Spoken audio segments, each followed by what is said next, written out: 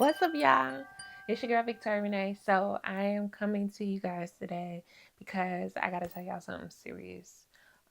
So in 2024, I found out that I have a pituitary adenoma, and basically that is a tumor on my pituitary gland.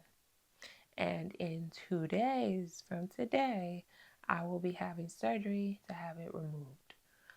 So as serious as that sounds, it's legit. Like they're going to go in through my nose, go like right behind my eye and nose right here, into my pituitary gland, and take out a tumor. And so, why am I making this video? I just want people to be aware, right? So mine started in about 2020. I was having headaches. I was having numbness and tingling. I was having anxiety real bad. Then eventually I started to lose a lot of weight. Um, I also started to have changes in my hair texture, changes in my menstruation. And so it was a lot of just eerie, weird things. And, at the time it was 2020 and the world was falling apart. And so it's just like, oh, doctors at the time were like, oh, girl, you just got anxiety. We all do. Everybody's, it's the panini, it's the pandemic. And then eventually it evolved to, well, maybe you have allergies, or maybe you have an autoimmune issue, or a whole bunch of other things. So then fast forward in 2024, I moved back to Atlanta because my dad was sick, and eventually my mom got sick, and I was still having some weird symptoms, but by then I had a log on my phone of everything. And then I get a new doctor, a black woman doctor. Shout out to Dr. Carter. And I'm telling her about what I'm experiencing, and she's like, you know what, Victoria, we're gonna start from scratch. Let's do some blood work and let's do an MRI. And mind you, I had an MRI when I was in LA, but they did the cervical spine. They didn't see anything. She was like, okay, well, we can do the cervical spine, but do you also want to do the brain? And so then I'm thinking to myself, like, if I'm gonna be in that machine, you might as well scan me on up, okay? And so that's when they found it in July 2024. They found a pituitary adenoma. At that time, I think it was zero point 0.6 centimeters. And from July to October, because I got referred to an endocrinologist, I feel like I was losing my mind because I didn't know if it was cancerous.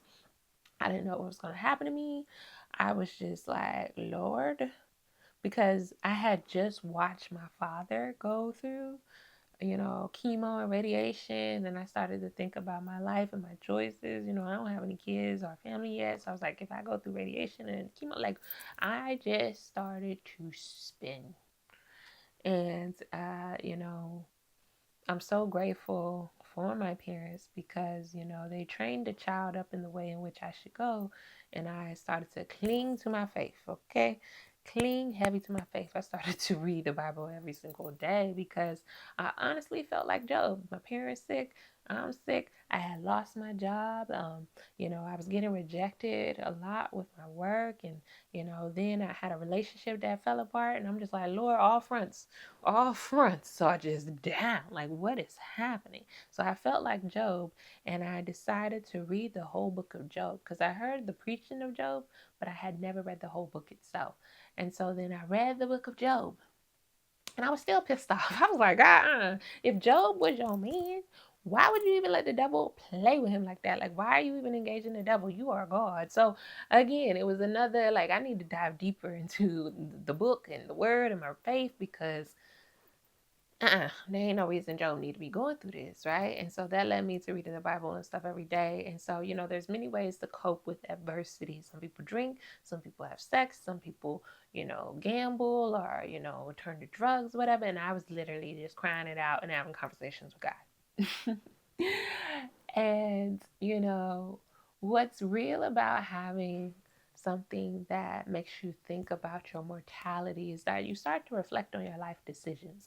And like I told y'all, like I felt like every decision that I had made was crumbling and falling apart. So I used to say, you know what, Lord, if I don't have to struggle from here on out, you can just come in the middle of the night, swoop me up, and we can go. I can go in peace, okay? And so I used to say that for real, like as a prayer at night. just saying, hey, Lord, you can come get me.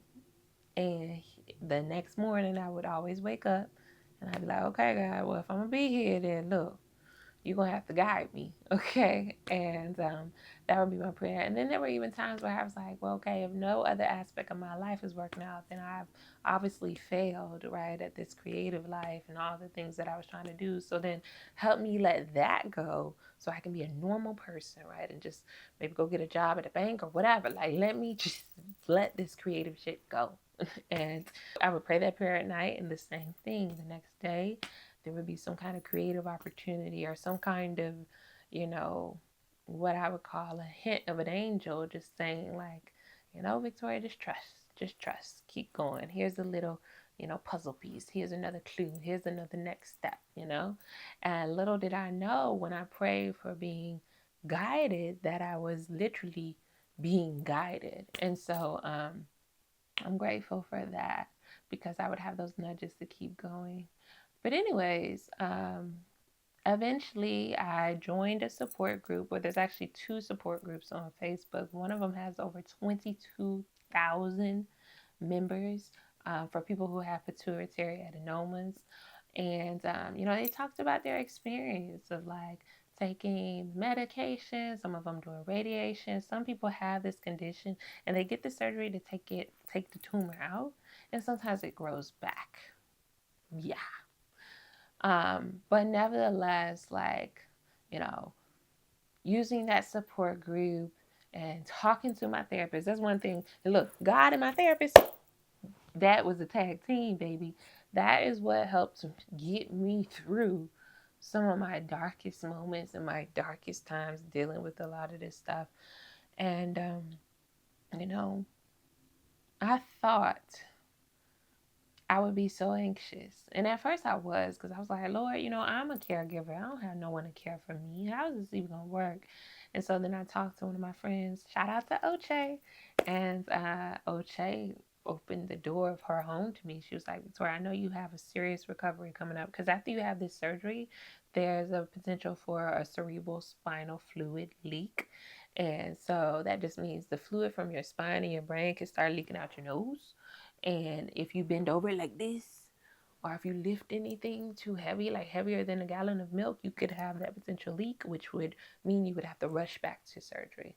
And so, because I'm telling my friend that, and she came to the doctor with me one time, and she heard about that, she was like, "Oh no, Victoria, I know you going to try to do something for yourself or for your parents, and I don't want that for you. So I want to make sure that I can help you." And like,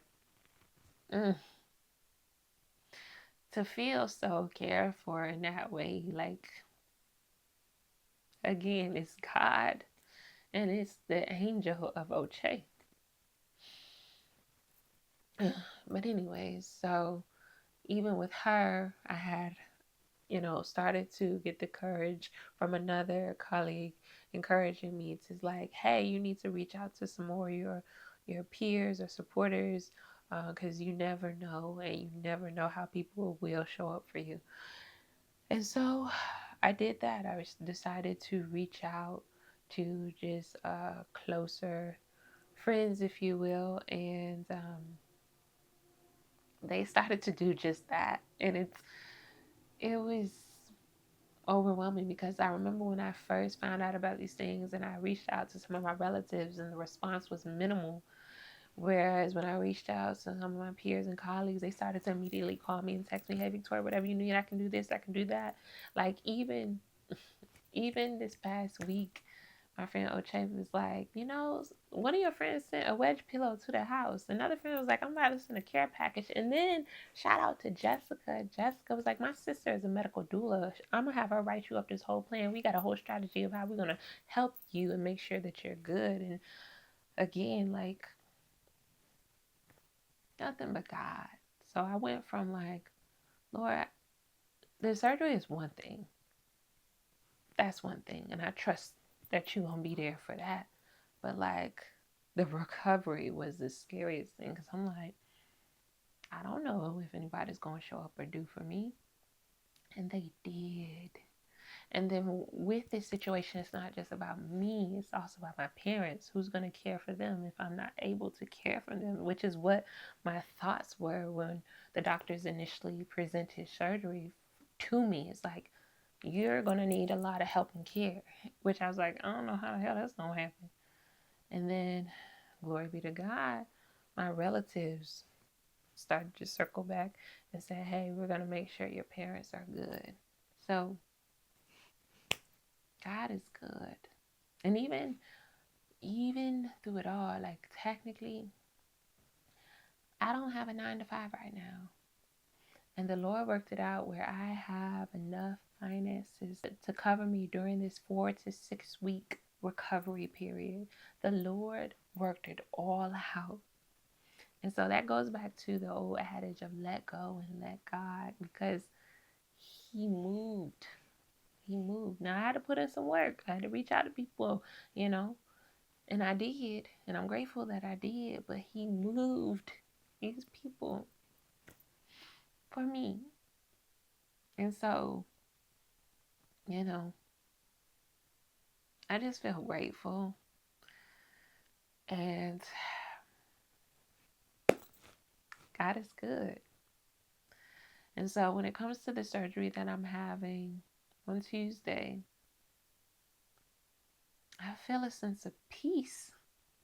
A sense of peace, for real. I